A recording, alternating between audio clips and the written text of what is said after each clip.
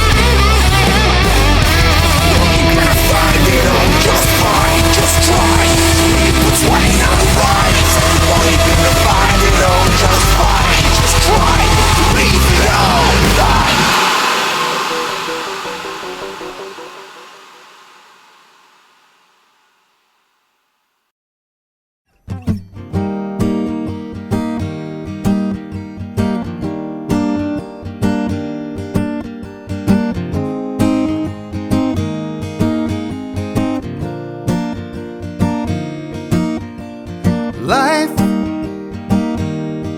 is a funny old thing, can make you cry all night. make you dance and sing. You're stronger than I'll ever be. The things you do for us, well, you inspire me. So lean on in, take your bow. We're all waiting to see what you do now. So lean on in. I sometimes lose myself.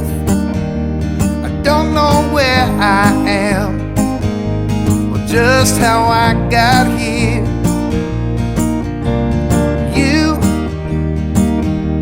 You shine a light for me.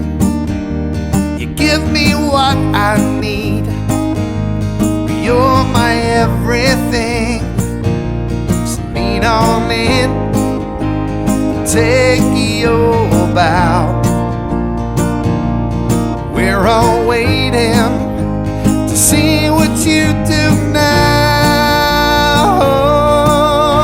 Life can be tough when you face it all alone, and there's no one to take your hand, and there's no one to take you home. But knowing I've got you to see me through it, I can't anticipate it, but I appreciate it. Lean on in, take your bow. We're all waiting to see what you do now. So lean on in, lean on in, lean on in, lean on in, lean on in.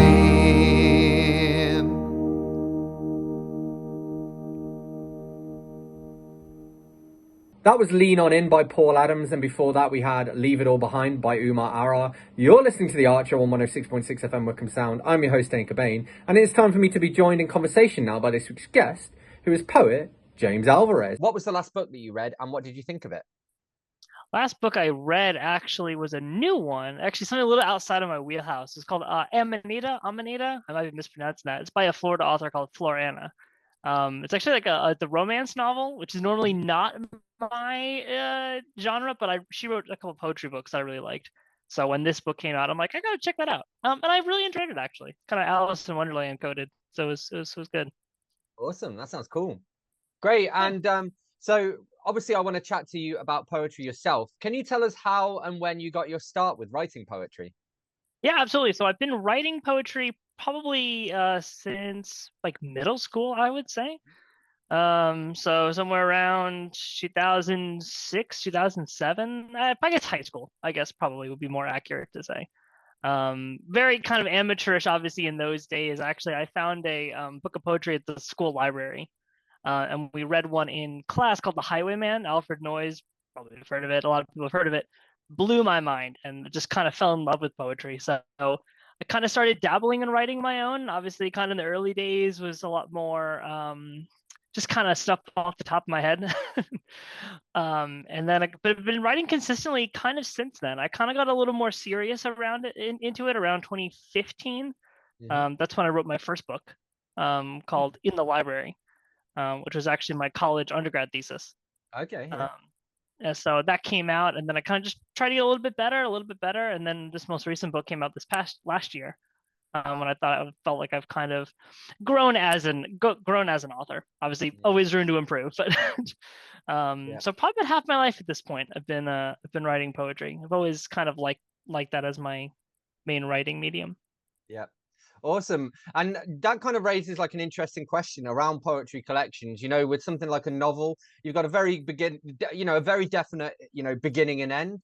Whereas I suppose with a poetry collection, you could keep on adding to it and it could keep on growing thicker and thicker as you write more poetry. So how do you decide to draw the line and say, okay, this is a complete collection? That's a great question. So my process is actually a little bit, I don't know if it's unorthodox or inefficient, but it works for me. Kind of, I like to keep a running ledger of poems that I write that I think are good, have potential, kind of work within the same themes, kind of build that over a certain amount of time. And then once I feel like I have a good amount, try to end up being somewhere around 100. I think this collection had like 95, 96 by the end of it in it. Then I kind of say, okay, I've got a lot. I think they're pretty good. They all kind of work around the same thing. I'm the worst at kind of planning what I write and saying like, oh, I'm going to write about this topic. It's just kind of whatever's in my head, whatever's in my heart, kind of get out there. And then I build those themes around that. So like for this book, for example, I've been, writing for, I think it's oldest poem in this book. I think it's about 12 years old. Most of them are, somewhere between a year ago and a decade ago. And once I felt like I had that enough, I'm like, okay, what are the main predominant themes here? And I realized about half of them were really sad and depressing. The other half were more like uplifting and the good moments. So then I kind of built that framework around, okay, well, these are the two sides of the piece, and we're gonna kind of go from there. Yeah. As far as figuring out when, I could have added more to it, I've written some more since then. At some point, I just got to go, you know what? The time kind of feels right to publish this. We have a good amount. I don't want it to be too long, not too short. Yeah. So let's just kind of go for it, Yeah. Oh, and you've kind of told us a little bit about the new book there, but what more can you tell us if you want to reveal the title to us? But Oh, yeah, of also, course. I guess why should a reader pick it up as well? Oh, absolutely. Well, the title is called Desolation and Epiphany. I've got it here in my hands. Obviously, it's available on Amazon and all my various websites, which I'm sure we'll share out. But Desolation and Epiphany is it's a poetry collection split into two halves, technically three. The first half is, as I kind of alluded to, a bit more somber, more melancholic, more introspective, more, as the desolation name implies, the feeling of not being in a good place, of being far from joy, far from the things that make you good, I guess. The second half, the epiphany half, is the resolutions to that. I wouldn't necessarily say they're happy or joyful. A lot of them are, but a lot of them are also resolutions to feelings and problems posed in the first half. There's technically a third section, which is really short, which is kind of like here we're going into the future. Nice. Yeah. But I wanted to show that both of those are two sides of that same coin. I wanted to show that you kind of have to go through the bad times to get to the good times, and in the good times there's lessons to be learned from the bad times. And all of that kind of accumulates to us kind of going to the future. So there's a lot of themes of mental health, my own experiences with that. There's issues with struggling with faith and struggling with one's place in the world. And so as far as why someone would read it, I feel like sometimes when you're in a bad place, it's good to not feel so alone. And reading someone else's experience, going, man, they suffered this way too, but they kind of came out on top of it, or at least there's something. I don't claim to have all the answers by any means, but for hope is good, and in the good times to celebrate that and go, wow, you know what, I've come a long way. Yeah. Well, it's interesting because I was going to ask like why you chose to do it in that particular order, why to have like the desolation first and the epiphany second. But I think, as you say, it's that resolution to the desolation, but also it kind of reminds me of Dante's Inferno, where you start in hell and then you go up through purgatory and then into heaven. And I think there's something to be said about that, of starting with the darkness and then going into the light, and then you're leaving readers in that lighter area with that resolution, with that sense of hope, rather than front loading it with hope and then leaving them with hopelessness at the end of it. Right, exactly, and that's exactly it. That is the message I want to show. There is that the ending of it is always on a hopeful note. Tomorrow's not written necessarily, but at least it goes a bit. The Dante analogy is great. I'm a big fan of the Divine Comedy. It's also a little bit of a mirror of my own life. Obviously, a bit hyperbolic, a bit poetic, dramatic license, as it were. But in my own life, I also went through some bad times and learned lessons from that, which brought me to a better place. Well, and you mentioned, I think I can't remember where I read it, but you said some of the themes you write about in the collection. You've got love, writing, mental health, and grief. Can you expand a little bit upon those themes and talk about how they manifested both in your life and in your poetry? Oh, sure. Yeah. So mental health, I don't have any diagnosable issues, but everyone Mm-hmm. struggles with mental health, right? Mm-hmm. The brain's an organ. We all have that. We all struggle in that way. I've had my struggles, anxiety, and feeling not like I don't cope with things in the best way sometimes. You've gotten better, obviously, over the years. Love poetry has always been a sort of a guilty pleasure of mine. So there's definitely elements of that. Not all about the same person necessarily, Mm-hmm. obviously being written over this expansive time. Not all about that. Grief, we've all experienced that. I've lost people. I'm sure a lot of other readers have lost people. So there's a little bit of that as well, a little bit Mm-hmm. of a sort of a soft grieving of oneself too, to some degree, um, in a Yeah. metaphorical way. Yeah, that makes sense. And I suppose they're all very universal emotions as well. So, I think that's the interesting thing about love poetry is that, I'm sure you could read your collection and you could see them all as being about the same person. You can see them all as being about different people. You can see them all about being about people in your own life, like people who you as the author have never met. But, if you've written it well enough, people will be able to take that away and apply it. And is that something you try and do with your poetry to make it It more is, I universal? think. I think definitely, especially in this collection, I try to make things specific enough to where they draw from a real place, Hmm. but also universal enough where someone just goes, well, this isn't me at all. He's Yeah. describing a hyper specific person that's no one I know. I Yeah. want people to kind of feel in some way like they can step into my shoes a bit. How do you There's find a that balance? I see a lot of practice, a lot of editing, really what Yeah. it comes down to. A lot of times when I write my first draft of stuff, it is just kind of whatever's on my head right onto the page. Going Hmm. back and tuning it afterwards, that's where that really comes in. I have a Yeah. tendency, especially in younger days, to write things that are really either super vague. And Hmm. so it's like, I don't even know what this guy's saying, Yeah. or hyper specific, where it's like, what, maybe we change this name, maybe we remove Hmm. this name, maybe we take out some of the details. It's a tricky balance because you want to leave enough imagery to show like, okay, we're describing a scenario, we're describing an emotion, we're describing a person, but not so much so that's universal. But really, I also just try to be honest, Yeah. as much as possible. Obviously, dramatic effect and all of that. Yeah. It's one of those things people who know me might be able to pick out like, oh yeah, no, I know who he's talking about here. Yeah. That's definitely this person. That's definitely true, but it's also, it's just practice and editing. Yeah. You're listening to the Archer on 106.6 FM Wickham Sound. I'm your host, Dane Cobain. I'm here in conversation with poet James Alvarez, and this is Luna Barge with Tube Song.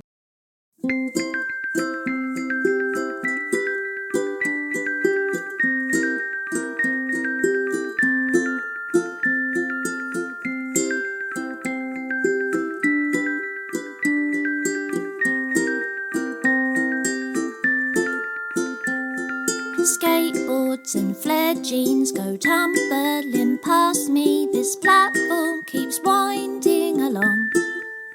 We're following dots on the map. Can I sit on your lap while this carriage keeps drumming its song? I'm reading the headlines opposite me. Don't think I'll quite fit. I'll stand till I feel like a drop. Just a muddle of hairstyles and coffee cups covering your face up. Please let me off at the next stop. All of these people on their journey through life, and we don't know where they've been.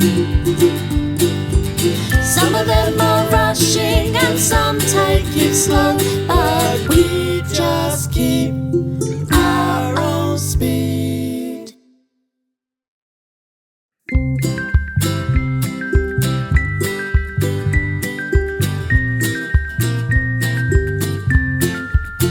I see you are top of the fashion and tourist attraction. Flyers simply litter the floor. I'm getting in some sort of muddle as we soar down this tunnel. Mind the gap when I'm shoved through the door. Let's let the people pass by. I'll just look in your eyes, wishing all of this would melt away. Just a jumble of perfumes and gumshoes and makeup and thank yous and just getting on with our day. All of these people on their journey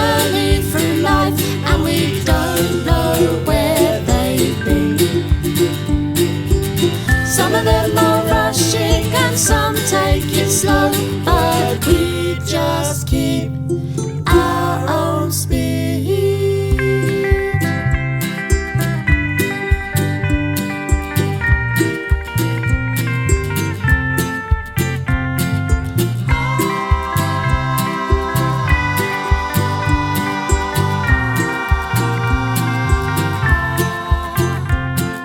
La la la la la la la la la la la la la la la la la la.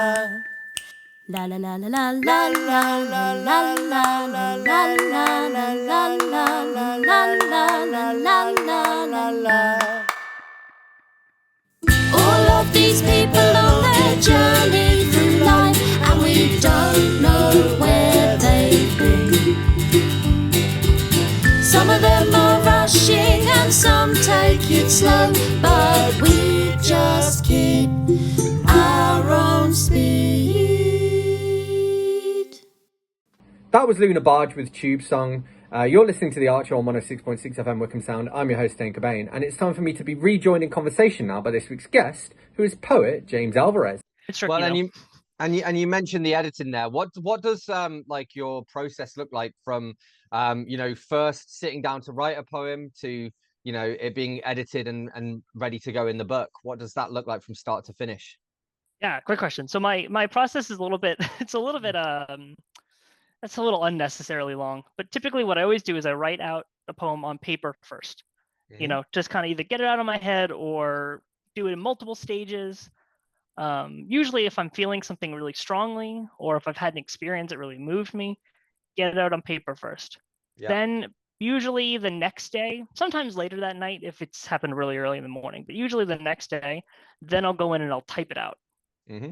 And I feel like that at least gives me one layer of editing, but also separates me a little bit from it. In the moment, sometimes it's at least easy for me to be overwhelmed by something and being like, this is really strong. Let's take it. We'll give it some time to sit. We'll type it, and then we'll go through it there. Then I kind of assess it. You see where it's at. Sometimes I feel like, you know what, that's not really much here. It's a cool experience, but it's not great, and we just kind of leave it in the archives. Sometimes I go, you know what, there's something here, but I don't quite know what it is. Let me come back to it later. And sometimes I do. Sometimes I come back years later in some cases. And sometimes I go, man, I'm really proud of this. This is great. In which case, then I'll probably spend a little bit more time with it. I have a couple people who edit stuff for me. Actually, my cousin edited this book. She's no longer with us, but she did the editing work for Desolation and Epiphany. So, when it comes to publishing or getting ready to publish or submitting to journals and magazines and stuff, I do like to have another person, at least one other person, kind of read through it and go, you know what? Yeah, you got something here, but maybe tweak this, or this doesn't make any sense. You need to go back to the drawing board, which happens too. Yeah. And you mentioned submitting to journals and magazines there. What are some of the literary magazines you've had your work published in? Yeah, so I've had two thus far. One is called Neptune. It's a small publication in Tampa Bay in Florida, where I used to live. The other one is based out of New Jersey, I think. It's called the Secret Society of Poetry. Both of those poems are actually on my website at thejameswa.com. But those are the two I have right now. I've submitted to a few others. One may or may not be coming out soon. And then some, it's rejection's part of it, I guess. So, but those are the two that thus far, actually in the past year, have gotten those. So I feel like we're kind of building something there. Brilliant.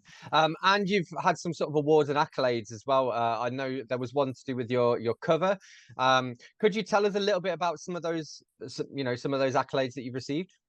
Yeah, absolutely. So actually the biggest one was the Book Fest, which was in spring of this past year. That's where I got second place for, and I'll kind of show it on camera there, but the cover for this book, one of my best friends actually did the cover design, Ashton Lay. She did the cover design for that. So second place there was a great honor. Also got, I think, third place in that same for contemporary poetry, I think was the category in that. So that was pretty cool. That's a pretty good, pretty notable one. I've done a lot of like book fairs locally. Actually just moved across the country, but in Florida where I used to live, did a couple of book fairs around the state. Gotten some recognition there, and online reviews. Amazon, Goodreads. So we're kind of building those. Obviously more the merrier, but but we're getting there. Awesome. And in terms of those reviews, I wanted to ask you, like, what's some of the pieces of feedback you've had, not necessarily just for this book, for your writing as a whole throughout the years, but what are some of the pieces of feedback that have really stood out to you? Yeah, so the most interesting ones are usually the ones that I don't expect. Hmm. So oftentimes in reviews or meeting people at fairs and stuff like that, people who've read my book before, which I've had once or twice, which is really Hmm. cool to see. I never think of myself as someone like, oh, you like this? That's crazy. Yeah. But people sort of tell me like, oh, this was my favorite poem. I really liked it. And as a writer, as an author, try not to pick favorites. We've all got them. Hmm. So every once in a while, I'll get someone go like, "I really loved this poem. This was my absolute favorite." I'm like, "That one? Really? Yeah. That's your favorite?" But I spent so much work on this one. Yeah. But it's so cool to see because I love it when people get meaning out of things, right? I Hmm. try to put a lot of work into all my work, but the ones that resonate, if something really resonates with someone, that matters a lot. Hmm. Um, had someone a couple of months ago actually email me that they showed their one of the poems to the mother, who started crying while reading it because she really moved her. To me, Hmm. that was huge because Yeah. whether his poem is like sad or happy or good or bad, if it's beautiful enough that it can really move someone, that's really what I want Yeah. Yeah. as an artist. Yeah. Awesome. And so in terms of like the way that you write your poetry for people to consume it, would you say your poem's written to be like read aloud or read sort of internally or a little bit of both? It's a little bit of both. It's probably an 80-20 split as far as 80% written out on paper, Hmm. 20% spoken. I've done a lot of open mics and performances Hmm. in person. And I enjoy that. I find that fun. That's not really my strong suit, as it were. Hmm. Sometimes I get a little stage fright, sometimes I get just the way I write. Hmm. I like it to be written, mainly because one, it gives people a chance to really kind of reread and consume it a little more. That's what I Yeah. like to do when I read. When I'm reading poetry, I like to kind of read it a couple of times and kind of get a feel for that. Um, Yeah.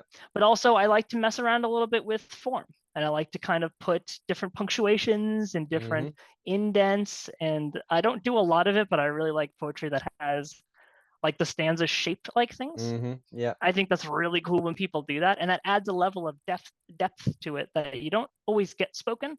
Hmm. Yeah. And so, but I do occasionally will write something that I do like to have read aloud, and we'll practice it and perform that at open mics and stuff. Cool. And so obviously we've talked mostly about your latest collection, Desolation and Epiphany. Can you tell us a little bit about the other works that you've got out there as well, so that people can, check out your back catalogue? Yeah, of course. There was one book before that. In the Library was the title of that one. That came out in 2015. I kind Hmm. of mentioned it earlier, but that was actually my honors thesis in undergrad Hmm. at University of South Florida. Actually, they told me I could do. I was a psychology major. They said, "Hey, you Yeah. could do anything." And I'm like, "Well, I really love poetry. Can I do a poetry collection?" Like, well, as long as it has themes, Hmm. a psychology theme to it, and it does. The book that's actually more of a narrative poetry. Hmm. Yeah. So Cool. like you had mentioned Dante earlier, I'm a big fan of Milton as well. Hmm. So it's all that collection is a lot darker. It's a bit more for its time in my life, as it were. Hmm. Um, so, but that kind of deals with themes of pain and coping. So there's different Yeah. characters in there, and some of them suffer, and some of them deal with it, some in good ways, some in bad ways. And that's all told in a narrative poetry format. Yeah. Like I said, it came out 2015. It got some pretty good reviews when it came out. I feel like I've learned a lot and grown a lot, both as Hmm. a person and an artist since then. But that's also available, wherever they go. Like as I said, I've also got those ones on those two magazines and journals, Hmm. and hopefully, trying to get some more of those as time goes on. Yeah. And you mentioned so the earlier collection being darker, and now you've got kind of your mixture of light and darkness in this collection. Did you make a conscious effort to try and write about sort of lighter subjects, or did that just happen naturally?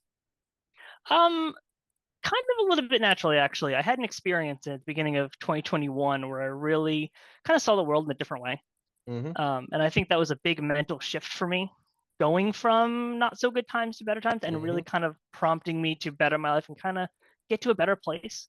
So naturally, after that time, I started writing more happier things, more Mm-hmm. uplifting things, and that sort of came around there. And obviously, in those 2.5 years or so from that moment to when the book came out, that's where a lot of that came from. I actually did consider in the early stages doing a collection specifically about that, effectively just an epiphany book. Mm-hmm. But I had so many poems from those times that I thought were good and thought were meritable, and there was a lesson to be learned. And I didn't want to waste that.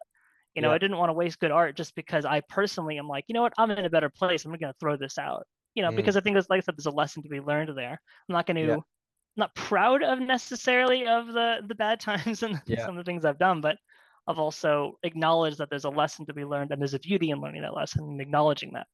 Yeah. Which is why I wanted to keep that there. So there were a couple poems in the second half that were a little more kind of fill in the gaps, sort of intentional. Like, this was an experience, let me write this down. Mm-hmm. But a lot of it did kind of just come about organically. Yeah. Well, and as you say as well, you kind of need that. You need the darkness to see the light a bit as well. And also, you mentioned kind of that honesty earlier, whereas it might have been a bit dishonest to have just sort of swept those under the carpet and just, as you say, just said we're going to forget about that and move on. Actually, there's probably more power in accepting it and then moving on rather than trying to forget it. 100% agree. And I feel like it's foolish if we forget that there were bad times, we forget the mistakes we made. If we try to pretend like I've never made mistakes, everything's fine, it's hard to grow. It's hard to learn. I think there's a lot of courage and a lot of beauty in saying, yeah, you know what, maybe I didn't deal with this in the best way. Maybe these things happened to me and I need to kind of reclaim that. Maybe, but yeah, you're right. It's better to acknowledge that and move on rather than either dwelling in it or pretend like it didn't happen. And sort of striking that balance of the two was kind of a driving force of this book, of making sure both had their place. Yeah. Cool. And just to finish on, really, so what have you got planned next, and where can people follow you to find out more and stay up to date? Yeah, so there's sort of kind of another book in the works. It's very early stages, so we're not quite at the point of anything to reveal. I do have another project that I'm hoping to reveal really soon, that I'm really excited about, and I'd love to talk about that, but it's a little bit too early. But you either way, you stay updated on all my socials. My website is thejameswa.com. You can also find me on Instagram and Facebook. I've got those as well. And pretty much where books are found. James Awesome. WA is my pen name on everything. So cool. Big thank you to James Alvarez for joining me. You're listening to The Art Show on 106.6 FM Wickham Sound. I'm your host, Dane Cobain, and this is Fabulous Parfait with Chandelier. Swing. Body girls, don't get hurt, can't feel anything. When will I learn? I push it down, push it down. I'm the one for a good time call, phone's blowing up, they're ringing my doorbell. I feel the love, feel the love. 1, 2, 3, 1, 2, 3, drink. 1, 2, 3, 1, 2, 3, drink. 1, 2, 3, 1, 2, 3, drink. Throw 'em back till I lose count. I'm gonna swing from the chandelier, from the chandelier. I'm gonna live like tomorrow doesn't exist, like it doesn't exist. I'm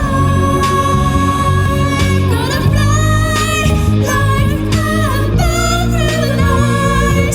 Feel my tears as I try. I'm gonna swing from the chandelier, from the chandelier. And I'm holding on for dear life. Won't look down, won't open my eyes. Keep my glass full until morning light. 'Cause I'm just holding on for tonight. Help me out, holding on for dear life. Won't look down, won't open my eyes. Keep my glass full until morning light. 'Cause I'm just holding on for tonight. On for tonight. Sun is up, I'm a mess. Gotta get out now, gotta run from this. Here comes the shame, here comes the shame. 1, 2, 3, 1, 2, 3, drink. 1, 2, 3, 1, 2, 3, drink. 1, 2, 3, 1, 2, 3, drink. Throw 'em back till I lose count. I'm gonna swing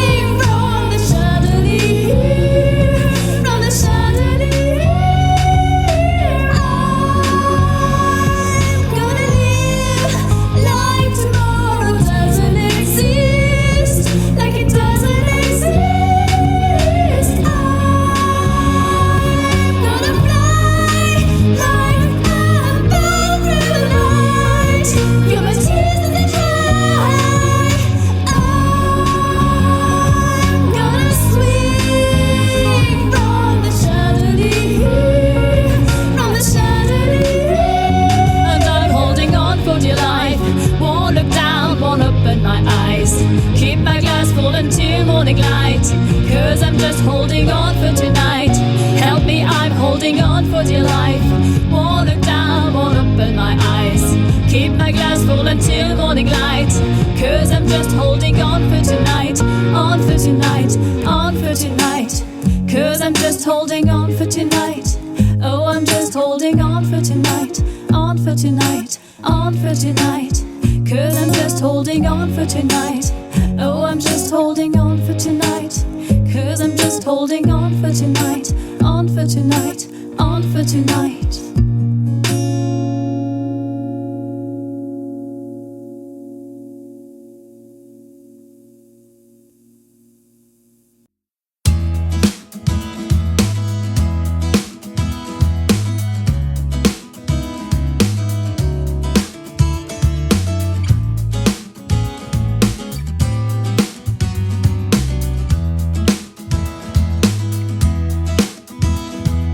How was he to see himself?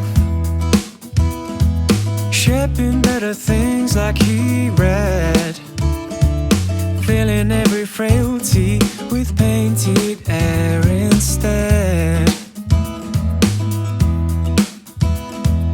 Everyone reminds him of those tall tales, summarized by chasing down fame. He channeled to a false dawn, and there he could not change. Oh, she's filling up the pages, cause she hasn't been the same since he was hiding from the truth. And so she couldn't sit and take it once enough to tolerate. It's on the words upon the tomb. So why does he back down, do as I do?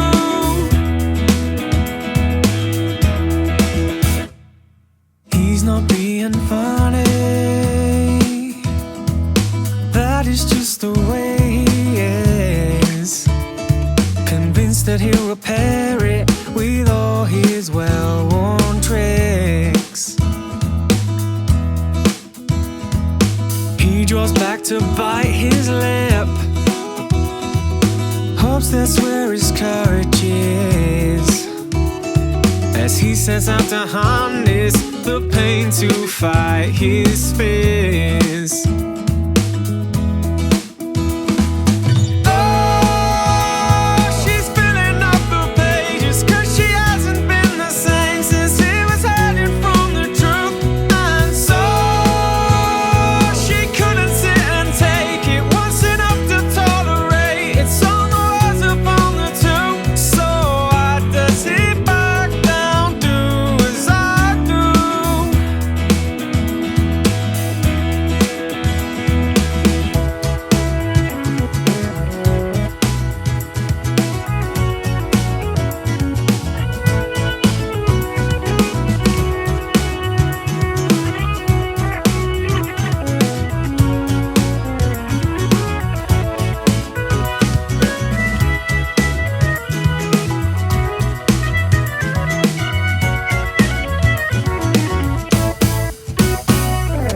Oh, she's filling up the pages, cause she hasn't been the same since he was hiding from the truth. And so she couldn't sit and take it once enough to tolerate. It's on the walls upon the tomb. And oh, she's filling up the pages, cause she hasn't been the same since he was hiding from the truth. And so she couldn't sit and take it once enough to tolerate. It's on the walls upon the tomb. And why does he back down? Why does he back down? Why does he back down, do as I do?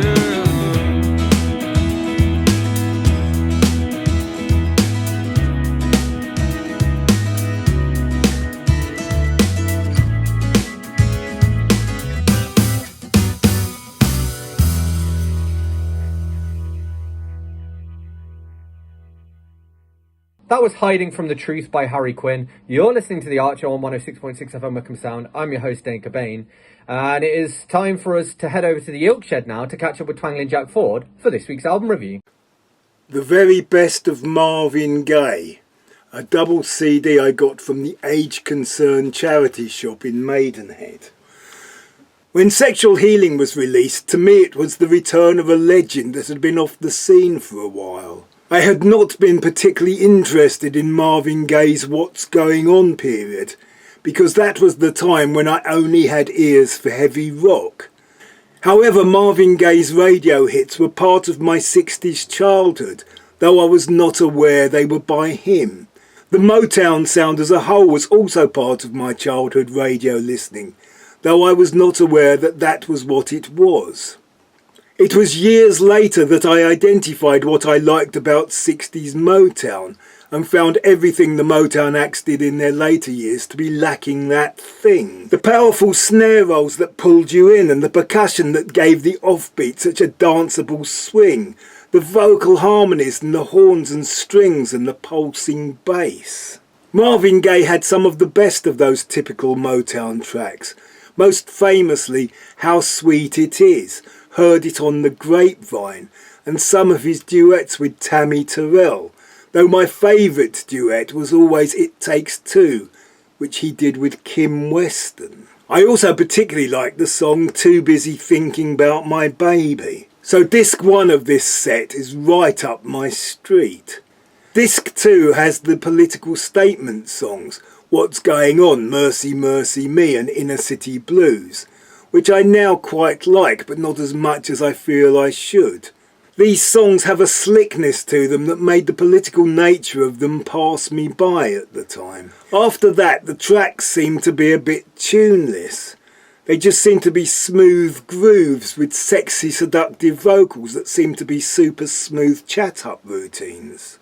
Let's Get It On is by far the best of these, and the percussive groove and chanting on Got to Give It Up are fun for the first few minutes, but not the whole 11. This collection claims to be all his number ones, but it seems to omit a few classics. There are 2 songs I particularly remember from back in the day. One was his version of Abraham, Martin and John, a song that chokes me up every time. I heard it recently on the radio and I do not need to hear it again for a while. The other is the Onions song, a 60s civil rights plea that was a duet with Tammy Terrell, and one I would have liked to hear again. The Very Best of Marvin Gaye. UFO, Strangers in the Night. A friend of mine had some early UFO albums. They were okay, there was a lot of that kind of thing around at the time. There was nothing that particularly excited me in the way that I had been excited by hearing T-Rex or Led Zeppelin. It was very good same old, same old. Soon after that, pub rock arrived, and bands like Dr. Feelgood and Eddie and the Hot Rods held my attention till I saw The Damned, and I then had no use for acts like UFO. Then we got the new wave of heavy metal, which was inspired by punk while also being a reaction to it. Bands like Iron Maiden and Def Leppard were more lively than the pre-punk metal bands. They had a new wave catchiness and brevity, but I resented Iron Maiden because they stole my band's residency at the Swan in Hammersmith. UFO must have been swept up in that movement because the next time I noticed them it was 1979, and they were on TV playing their minor hit single Doctor Doctor. It was fast and catchy and they dressed in straight colourful jeans and simple t-shirts. Though I imagine their fans were still dressed in granny shirts, loon pants and greatcoats. The fashion of the start of the 70s, or that might just be my biased view. Doctor Doctor was a song from this album, but I took little notice because playing music myself, and life in general, was taking me into other directions. The thing about those new wave of heavy metal bands is that the gatekeepers of the heavy metal genre now deny they are heavy metal. But the new wave of heavy metal also revived the fortunes of bands like Budgie and Judas Priest, who had all been around for some time. I happily lived without this music till YouTube has started recommending it. It seems that this album is regularly mentioned in lists of the greatest ever live albums, along with Thin Lizzy and The Who. I listened to it on my iPad, but I knew it needed to be played loud, and as a responsible adult I can only really do that whilst driving. I need the speakers to push air. I need to tap a steering wheel. So I ordered the CD, which is not that easy if you don't want to buy one of the several multi-CD versions. One morning I was awoken by an ominous, insistent banging on my front door. I tripped and fell down the stairs. In a degree of pain I opened the door to receive a special delivery parcel that was obviously a CD. Soft parts of my flesh were swelling, other parts had been scraped and everything ached, so I hoped the CD would be worth it. And it probably was. It has a lot of energy, yet the band are very tight. The songs are tuneful, some are quite riffy, but some are ballads. There are well-sung catchy choruses. There are a lot of songs I remembered.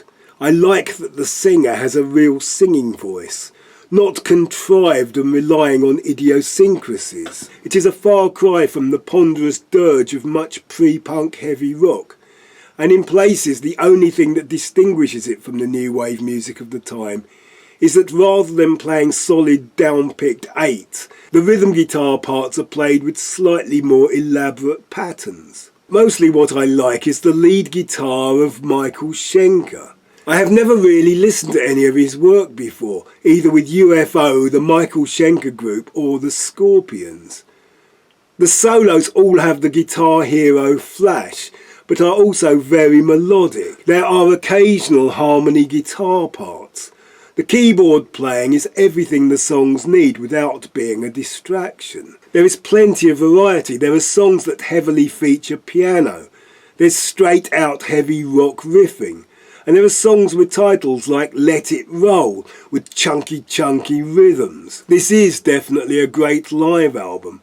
And as we know that Schenker left after this and refused to do overdubs, it is probably more genuine than many of the other contenders for Best Ever Live Album. However, it is a band playing songs in the same way that they probably played them every night. So I would still not rate it as highly as The Who's Live at Leeds, with its pile-driving, skull-busting, crazy noise that teeters on the verge of sonic anarchy like a barely controlled explosion. Strangers in the Night, UFO. Big thank you to Twangling Jack Ford for this week's album review. Thank you to James Alvarez for being this week's guest. Thank you to everyone whose music I've shared. As always, you can find us on Facebook. If you search for The Art Show on Wickham Sound, you should be able to find us. We are also repeated on Wickham Sound on Monday nights. We're on the Wickham Sound Listen Again, iTunes, Spotify, and wherever else you get your podcasts. Please do leave us a short review on your podcast platform of choice. It all helps. You can also reach out to me here at the studio by dropping me a line on dane.cobain@wickhamsound.org.uk. That's dane.cobain @wickhamsound.org.uk. So I'm going to leave you with one last tune, and this is Lewis Branch with To the River. I'll catch you next week.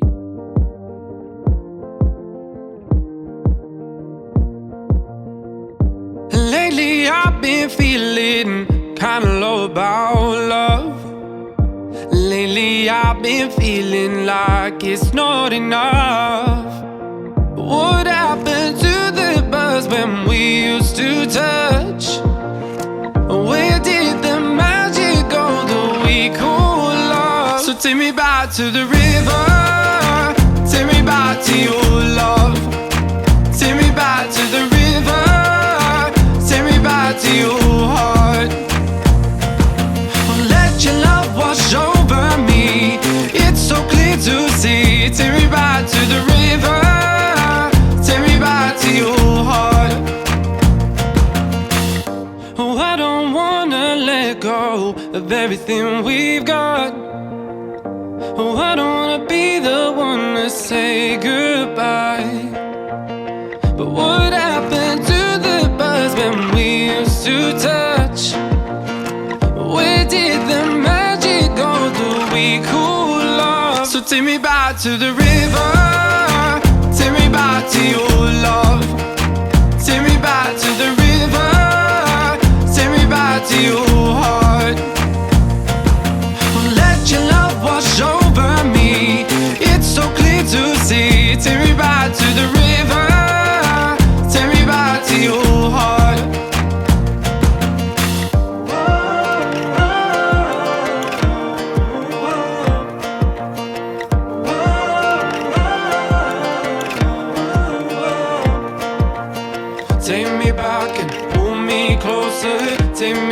back and be my lover. Take me back and pull me closer. Take me back and be my lover. Take me back and pull me closer. Take me back and be my lover. Take me back and pull me closer, closer. So take me back to the river.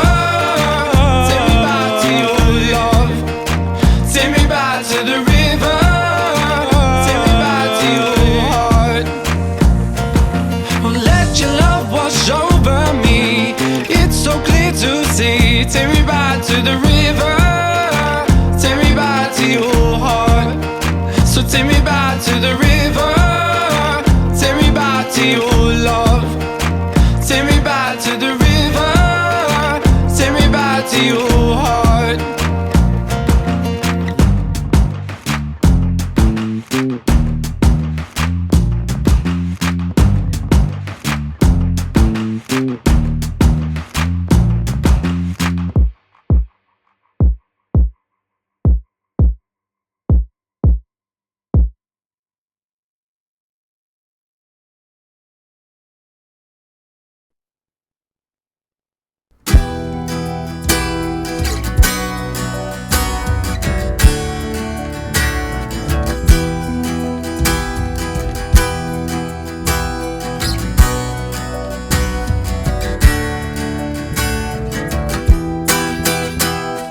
I'm staying sober and I'm still alive, and I don't know what I used to do.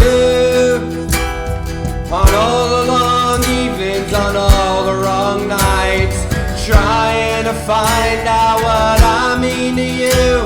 And it goes like this: a thorn in her side and she's tired of this, 'cause this insipid and mentally ill, and 'cause she stole the vows from my kids.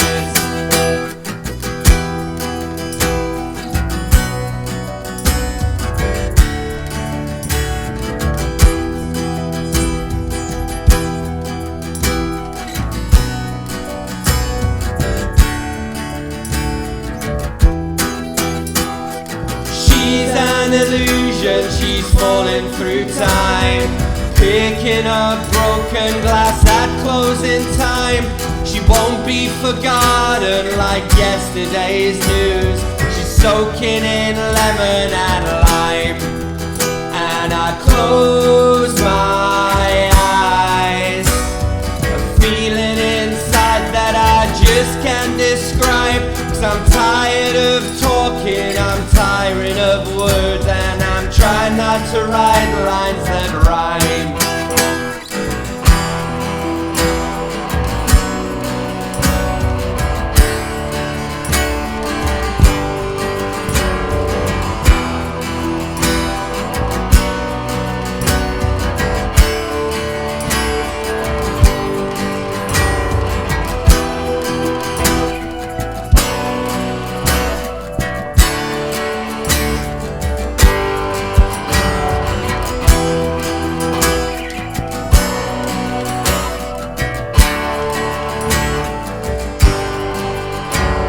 Now I'm feeling nervous and I'm feeling scared, and I don't know what I shouldn't do.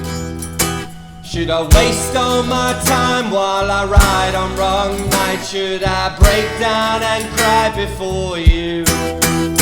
And I feel like it, but I'm starting to feel, so I'm dealing with it. And I don't wanna hide or believe in the hype, so